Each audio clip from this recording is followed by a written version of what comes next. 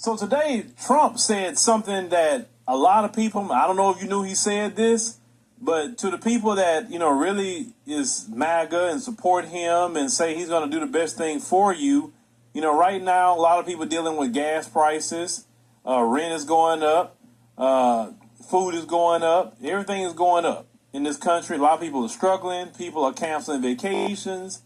People are, not taking flights like they used to because it was so expensive.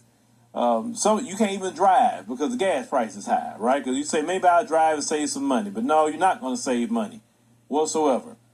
But in the midst of all of this situation, I want you to hear what Trump says when he's asked a question about your finances as Americans. Let's go ahead and check that out. When you're negotiating with Iran, Mr. President, to what extent are Americans' financial situations motivating you to make a deal?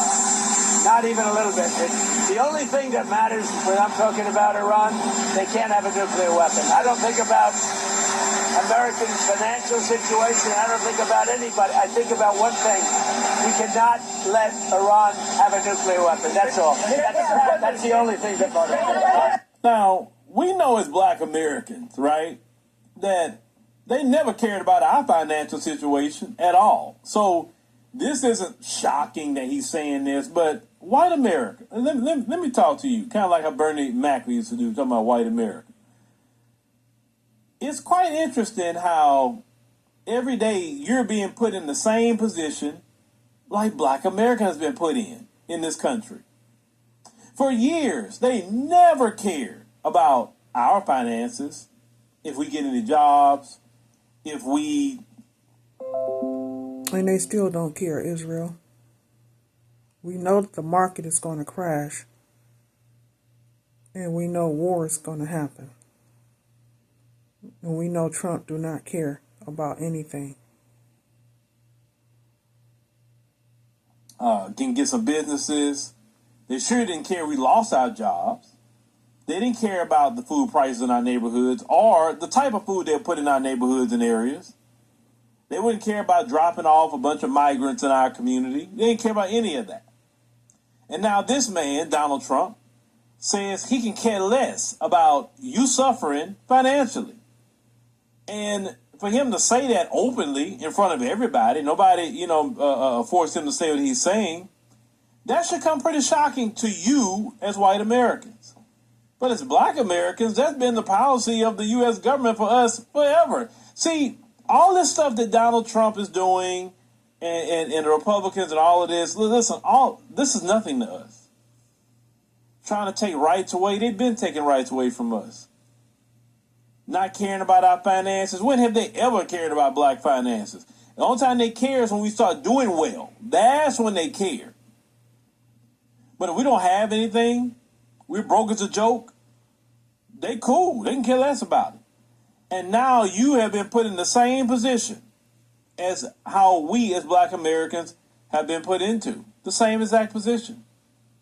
How does that feel, knowing that the guy that a lot of you supported, you went to his rallies, you wore his hats, you swore up and down by the man, and for him to turn around and say he can care less about you struggling financially because all he cares about is his foreign war that he started with his friend Netanyahu over there?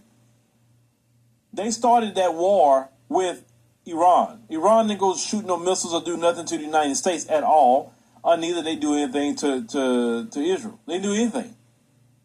And yet, the American people are dealing with the blowback of that particular issue. But I just want y'all to hear, what's your position? See, every single day that I'm noticing, white Americans, you're starting to get a taste of what Black America have been dealing with in this country. Every time I'm looking up, you're losing jobs, just like we lost jobs. Your finances is not right. A lot of you are upset. You're struggling, just like Black people, for a very long time. You feel like you're not being heard. Nobody's caring about you, just like Black Americans, right? Just like us as Black Americans. Nobody cares about us. They don't care about our health care. Look at what they tried. Look at how they cut all the situation with the health care. And it's going to close a lot of hospitals in a lot of the rural areas that white people live in. They never cared about the hospitals. We've had certain hospitals in our areas. We know, hey, don't go to that hospital because you may not come out of it. You understand what I'm saying? That's the kind of hospital that's been in our areas. But these people have been in the position now they don't even care nothing about you at all. At all, they don't care about you. And that don't even make any kind of sense. You think, why would they treat me this way? Whatever. They've been treating black people this way. And here's the thing. A lot of you didn't even care.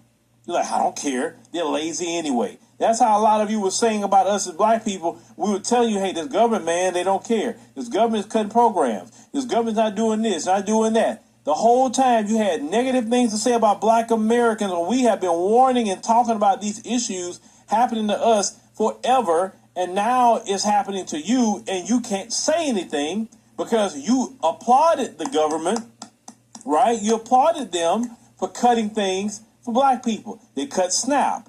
Then everybody found out you're the main one on SNAP. Not us, you. And they cut that. But you were cool with it because when you thought that black people was the number one receiver of SNAP, oh yeah, cut it. And now you need SNAP right now more than ever, and a lot of it's been cut.